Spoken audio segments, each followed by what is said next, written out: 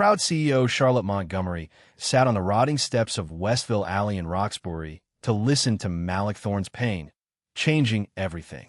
At 1:20 p.m., her shiny gray Porsche sat out of place in front of his mossy wooden house. Charlotte wanted to use secret Apex documents to clear Malik's name and fix her late father's mistake. But Malik, a black former engineer who lost his license, quickly put up his guard to protect his daughter, Amara.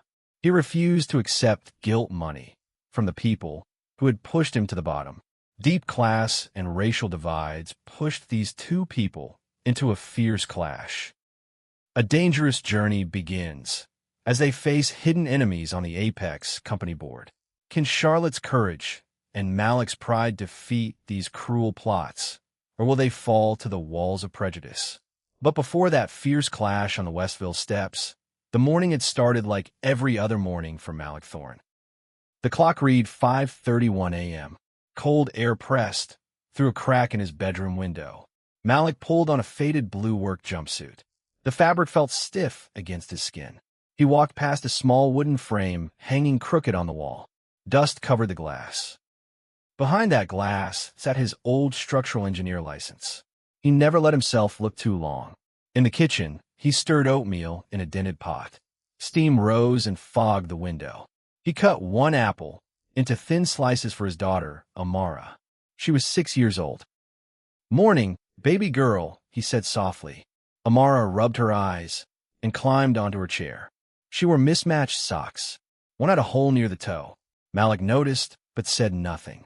He kissed her forehead. His rough hand still smelled like old pipe grease from yesterday's job. Malik grabbed his heavy metal toolbox by the door. The handle was cold and biting.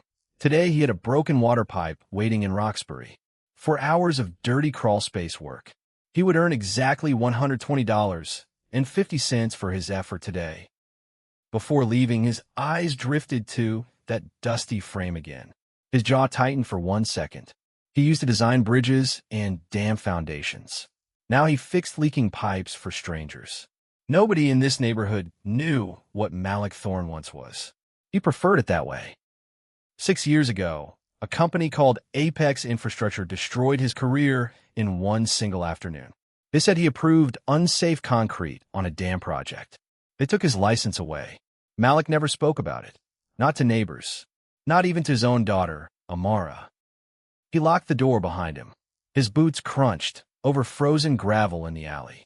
By noon, sweat soaked through his shirt. He had crawled through 3 feet of filthy water. His knuckles were scraped raw from an old rusted pipe joint under someone's kitchen floor. He walked home slow, his tool bag banging against his knee with every tired step. Then, at exactly 1:20 p.m., something stopped him cold at the mouth of Westville Alley. A gray Porsche sat parked outside his house. Its paint gleamed under the weak sun. The car looked like it had landed from another planet. Roxbury never saw cars like that. Neighbors peeked from behind curtains. A stray cat darted away from the shining metal frame. Malik's stomach turned tight. Rich people only showed up here to take something away. He gripped his toolbox handle harder. His pulse thumped once hard behind his ears. A woman stepped out of the driver's seat. She wore a cream-white suit, sharp and clean. Her blonde hair moved gently in the wind. She looked completely out of place here. She carried a thick blue folder pressed against her chest like something fragile and important. "Mr. Thorne?" she asked. Her voice shook slightly, though she tried to sound confident. Malik said nothing. He studied her face, searching for the trap hidden behind her smile. "My name is Charlotte Montgomery," she said. "I run Apex Infrastructure now. My father passed away." Malik's jaw locked tight. The name Apex hit him like a fist to the chest. 3 weeks ago, Charlotte continued. Iswell named you. He wanted this mistake corrected. She opened the folder just enough to show a label. Harborview Dam Project. Confidential engineering files. Malik's hands went cold. Those 3 words dragged him straight back into his worst memory. "I don't know what game you're playing," Malik said. His voice stayed low and flat. Charlotte reached into her folder and pulled out a check. The number read $500,000. "This is to help you," she said. "A start. while we sort out the rest." Malik stared at the check like it was something rotten. His fingers twitched at his side. He snatched it from her hand. Charlotte flinched, startled by the sudden, sharp movement. Then Malik ripped the check clean in half, right in front of her stunned face. "Your father stole 6 years of my life," Malik said, his voice finally rising with heat. "My wife died broke because we couldn't pay for her treatment," he said, chest heaving hard. "And you think $500,000 buys back my integrity?" His hands shook with fury. Charlotte's eyes filled with tears. She hadn't expected this kind of raw, burning anger. "I'm not trying to buy anything," she whispered. "I'm trying to fix what he broke." "Get off my street," Malik said. His tone was quiet now, which somehow felt worse. Behind his fear was something deeper. He worried Apex would come after Amara next. If he reopened this old case, he might lose the fragile peace he'd built alone. Charlotte lowered her head. She turned and walked slowly back toward her gleaming gray car. Before she reached it, her knees gave out.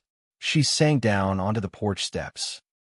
She sat right there, in her white suit, on the cold, splintered wood, and cried. Malik watched from his doorway, arms crossed, refusing to feel any pity for her tears. The neighborhood stayed silent, except for a distant dog barking somewhere down Westville Alley. Then the screen door creaked open behind him. Small footsteps padded across the porch.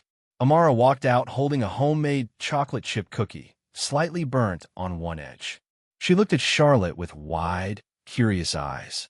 She had never seen a crying stranger before. "Are you okay?" Amara asked softly. She held the cookie out toward the sobbing woman. Charlotte looked up, surprised. She wiped her face and managed a small, shaky smile. "Why are you sitting on our dirty steps?" Amara asked. "Won't your pretty dress get ruined?" Charlotte laughed through her tears. "I don't care about the dress," she said quietly. Amara turned toward her father. "Daddy, you said engineers fix things that are broken, right?" Malik's chest tightened. He hadn't expected his own words thrown back at him like this. "Our steps are broken," Amara said, pointing at a cracked board near Charlotte's foot. "Why don't you fix them?" she asked, tilting her head, with innocent, honest confusion. Malik stood frozen. His daughter's question cut straight, through 6 years of buried anger. He realized his hatred was blocking something Amara deserved. A father who still fixed things. Malik knelt down slowly and picked up the broken porch board near Charlotte's feet. He ran his thumb along the splintered edge, feeling the old would crack under pressure. Charlotte watched him, unsure whether to speak or simply let the silence continue. "I'll think about it," Malik finally said. "That's all I can promise you tonight." Charlotte nodded and stood up, brushing dust off her white pants without any complaint. "Thank you," she said quietly, "for listening, even for just these few minutes." She walked back to her Porsche, glancing once more at Amara's small waving hand. Malik carried his daughter inside, her cookie crumbs still stuck to her fingers. He tucked her into bed early that night, his mind spinning with old memories and new doubt. He sat alone in the kitchen for over an hour, staring at that dusty, framed license. For the first time in years, he took the frame down from the wall. He wiped the glass clean with his sleeve, revealing his own name printed clearly beneath it. Malik Thorne, licensed structural engineer. The words felt foreign now, like they belonged to someone else. That night, at 8:15 p.m., Malik walked 3 blocks to an old public phone booth. His own cell phone had been shut off months ago. Bills came before comfort now. He dialed the number printed on Charlotte's business card, the one she'd left behind. She answered on the second ring, her voice tired but hopeful through the crackling line. "Meet me at 10 tonight," Malik said. "The Rusty Anchor Diner, near the docks." "I'll be there," Charlotte said quickly, before he could change his mind and hang up. At exactly 10 o'clock p.m., Malik sat in a cracked vinyl booth at the diner. Steam curled off his black coffee. The smell of old grease hung thick in the air. Charlotte walked in wearing jeans and a plain jacket. No suit, no shine tonight. She slid into the booth across from him, folder clutched tight against her stomach. "I don't want your money," Malik said flatly. I want the Harborview inspection records. All of them, he added. Every signature. Every test result from 6 years ago. Charlotte nodded slowly. I can get you into our archive storage in East Boston. We do this with facts, Malik said, not checks. Science doesn't care about guilt. Charlotte reached across the table and placed a small brass key on the napkin. This opens the old records room, she said. Nobody checks it anymore. Nobody remembers it exists. Malik picked up the key. It felt heavier in his palm than its actual weight. He was stepping back into the world that broke him. There was no turning back now. Malik walked home slowly, through empty streets, the key heavy in his jacket pocket. He passed the old bus stop, where he used to wait for the ride to work. Back then, he'd wore a hard hat, not a stained work jumpsuit smelling of pipe grease. He thought about Elena, humming softly in their kitchen before everything fell apart around them.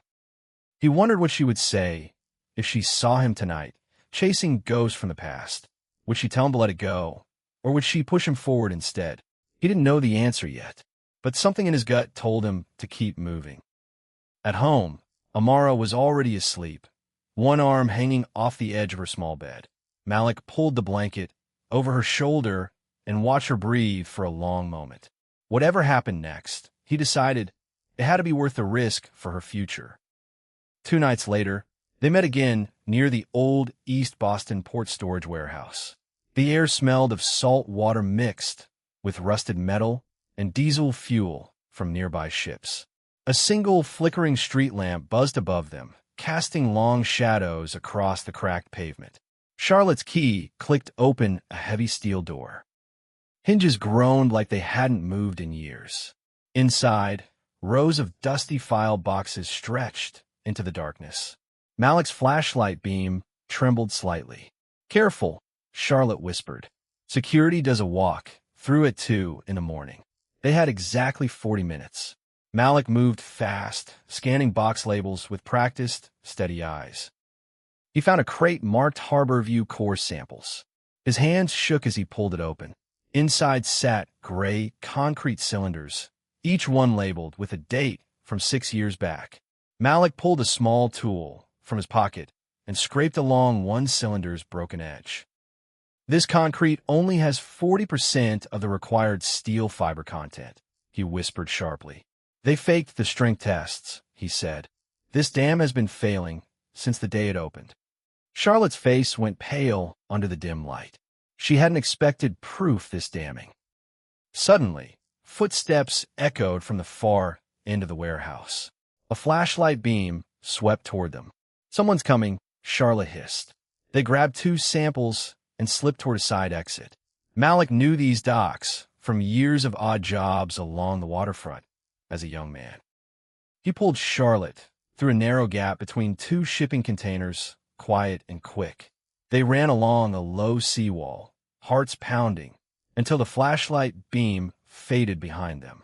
Unknown to them, a different set of eyes had already spotted Charlotte's car days earlier. Garrett Mercer, the sharp-suited chief legal officer of Apex, never missed small details like that. He noticed the portion near Roxbury and grew suspicious of Charlotte's sudden quiet trips. Mercer smiled coldly at his desk. He picked up his phone and made one call. Watch her, he said, and put a tap on her personal line starting tonight. Mercer always trusted the systems his own company built. He never imagined they could fail him. He believed rules protected people like him. He never once questioned who those rules crushed. Back in an old cabin outside Boston, Malik and Charlotte spread the stolen files across a table. The cabin once belonged to Malik's late wife's family. Dust covered every worn wooden surface. An oil lamp flickered between them, throwing warm light across pages of old financial reports. Charlotte made instant coffee in a chipped mug. She handed it to Malik without a word. Tell me about her, Charlotte said quietly. Your wife. If you want to talk. Malik's throat tightened. Elena, he said. She used to hum while she cooked dinner. She believed in fairness more than anyone I ever met, he added, voice barely above a whisper. Charlotte listened without interrupting. For the first time, she saw Malik as more than a case file. They worked through the night, comparing wire transfers against inspection dates line by line. At 1:47 a.m., Charlotte found something that made her stomach drop like falling through ice. A signature on a falsified quality approval form, dated 6 years ago, $150,000. She stared at the name for a long moment, before finally speaking, her voice cracking. "Malik," she said softly, "I need you to look at this signature right here." Malik leaned over the page, his eyes locked onto familiar, careful handwriting he knew by heart. The signature read Elena Thorne, his wife, the project's former treasurer 6 years ago. Malik's hand slammed onto the table. A ceramic mug shattered against the wooden floor. "No," he said, his voice breaking apart. "She wouldn't. She couldn't have done this." His chest heaved. His vision blurred at the edges. The room seemed to spin around him. "She sold me out," he choked out. "The woman I trusted more than my own life." Charlotte quickly pulled another folder from her bag, hands trembling with urgency and fear. "Wait," she said. "There's more. Please, read these letters before you decide anything." Inside were threatening letters sent to Elena 6 years earlier from an anonymous Apex account. The letters named baby Amara directly. She was only 1 year old at the time. The threats promised harm to the child, unless Elena signed the falsified safety documents immediately. Elena had been diagnosed with leukemia that same year. Treatment costs were crushing their family. She signed the papers to save her daughter's life and pay for her own failing treatment. She carried that secret in silence until the disease finally took her 3 years later. Malik's anger cracked wide open, spilling into grief instead. Tears ran freely down his face. He pressed Elena's old locket, still in his pocket, tight against his trembling chest. "She protected us," he whispered. "She protected Amara, and I never knew the price she paid." Charlotte watched him grieve, saying nothing. Some pain needed silence more than any words could offer. After a long silence, Charlotte slid the entire folder across the table toward Malik. "This has everything," she said. "My father's crimes. It in a signature. All of it together. If this goes public, my father becomes a monster," she said. "And Elena's name suffers too." "The choice belongs to you," Charlotte said. "Not me. Not the company. Only you." Malik stared at the folder for a long moment, his fingers resting on its worn edge. He thought about Amara sleeping back home, unaware her mother had been a hidden hero. He thought about thousands of families living downstream from a dam that could still collapse. Slowly, something shifted inside him. The bitterness loosened its grip on his chest at last. "I'm done hiding," Malik finally said. "Elena didn't die, so I could stay silent forever." He looked at Charlotte with new respect. "You could have buried this. You didn't." "That means something," he said quietly. "That means more than any check ever could." For the first time since her father's death, Charlotte felt like she'd chosen the right side. But peace never lasted long in their story. At 4:00 a.m., headlights swept across the cabin. Garrick Mercer arrived with 3 private security guards, their boots crunching hard on frozen gravel. He kicked the cabin door open, without warning, papers scattering across the wooden floor. "Going somewhere, Ms. Montgomery?" Mercer asked, his smile sharp and utterly without warmth. His men seized half the files before Charlotte could stop them from reaching the table. "You have no right," Charlotte snapped, stepping between Mercer and the remaining documents. "I have every right," Mercer said calmly. "I run the board now, not you." He leaned close to Malik, his cologne thick and sickly sweet in the cold air. "If you walk into court," Mercer whispered, "I'll prove your wife stole this money herself. I'll make sure everyone remembers her as a thief," he said, "not a victim, a criminal.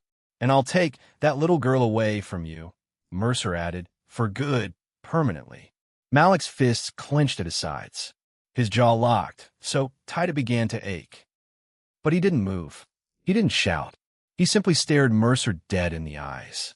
Mercer turned to Charlotte next, sliding a paper across the table toward her chest. "Sign this," he said. "Step down as CEO.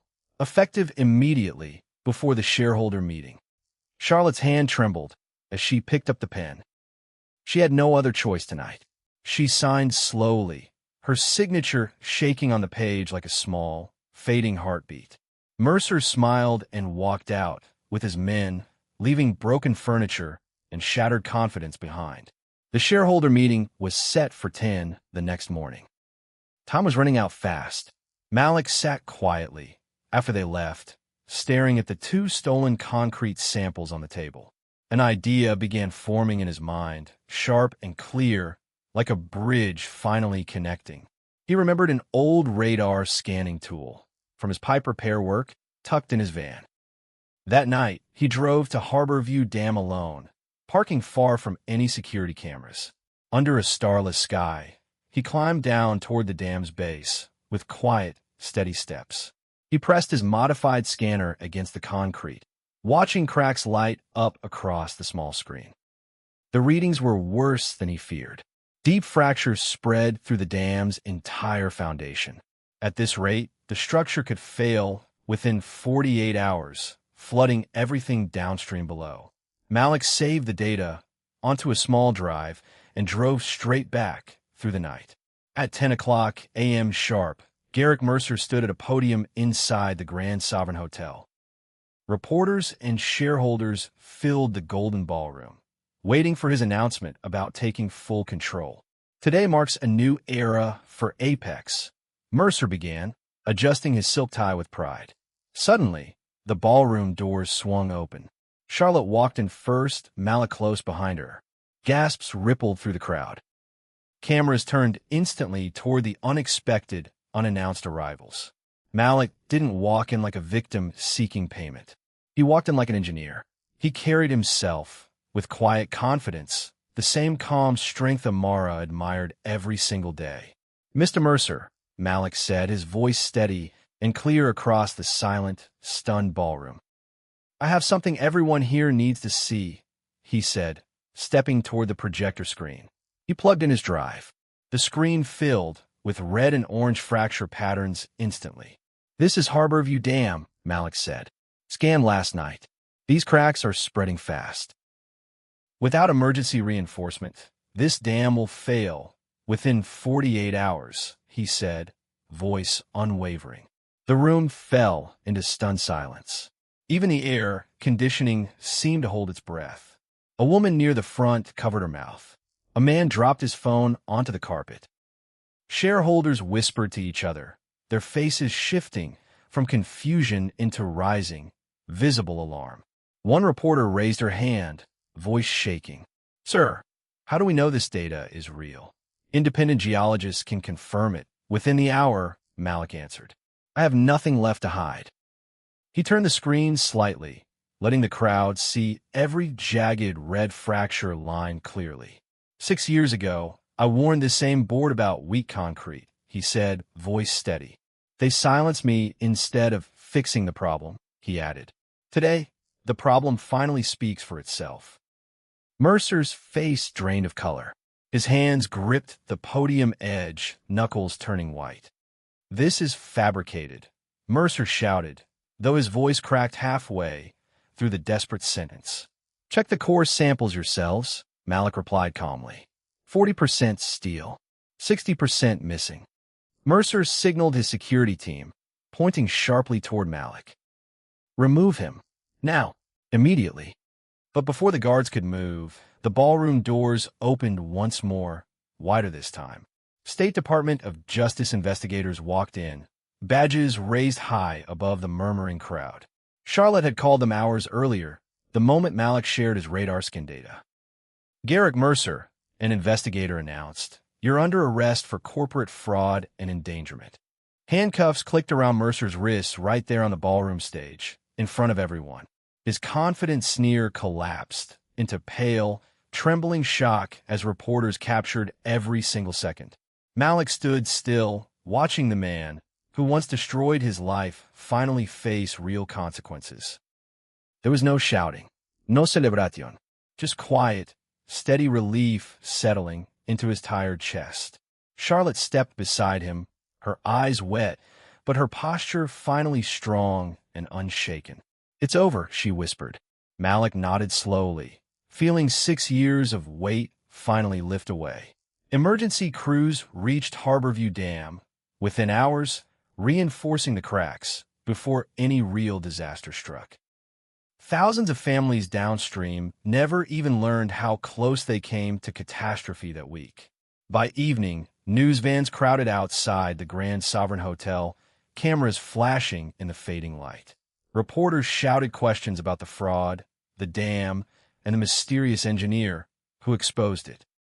Malik said little to the cameras. He only asked about the safety crews heading to Harborview.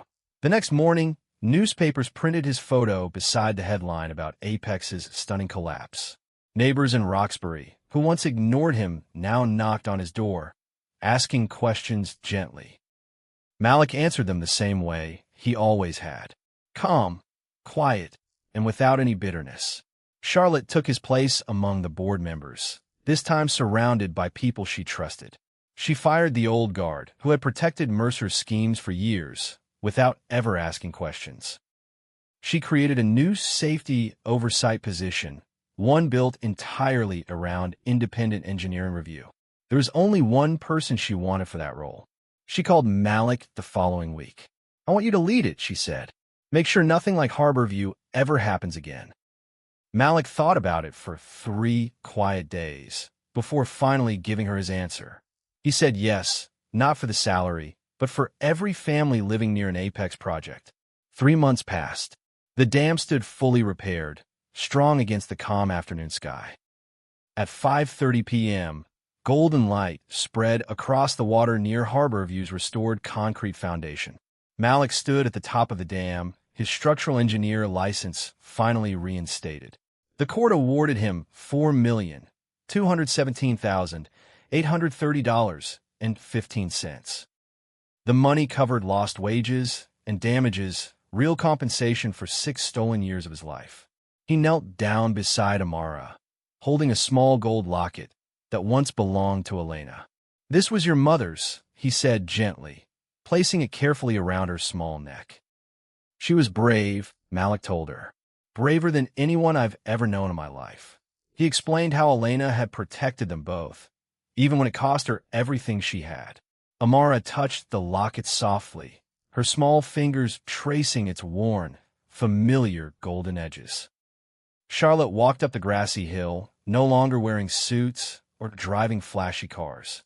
She wore simple jeans and a soft gray sweater, her hair loose in the breeze. She sat down beside them on the grass, no longer separated by wealth or status. Malik looked at her and smiled, something rare and warm crossing his tired, steady face. "Your father is gone," he said. "But today the debt between us is finally paid. Not with money," he added, "with something better, with trust, with friendship, real and lasting." Charlotte smiled back, her eyes catching the last golden light spreading across the water below. Amara laughed, chasing a dragonfly near the water's edge, free and light and safe. The 3 of them sat together as the sun dropped low behind the Boston Hills. For the first time in 6 years, Malik Thorne felt something close to peace settle in. Not because the world had become perfect, but because the truth had finally come home. Amara ran back to them, breathless, holding a small white flower she'd picked near the water. She tucked it gently behind her father's ear, giggling at how silly he looked. Malik laughed, a full and easy laugh that surprised even himself in that quiet moment. Charlotte smiled, watching them both. This was the family she never knew she needed to protect. Down below, the dam stood strong under the fading light, holding back the river's steady weight. It no longer carried secrets, only water and the quiet promise of a safer tomorrow.